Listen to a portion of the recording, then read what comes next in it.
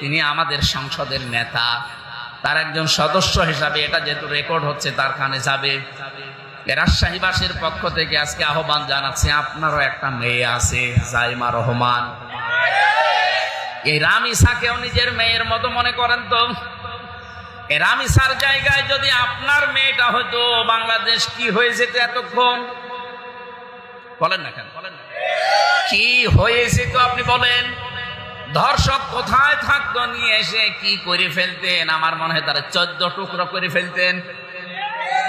আপনি তো বাবা, আমিও তো, আমার 3টা মেয়ে আছে।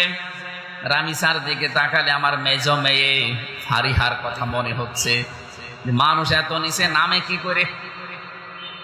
ধর্ষণ করার তো একটা বয়স তার তো থাকবে। আপনি কি কোন রশিদে 5-6 বছরের মেয়েকে ধর্ষণ করলেন, আমার মেরে ফেলেছেন? Subscribe, please.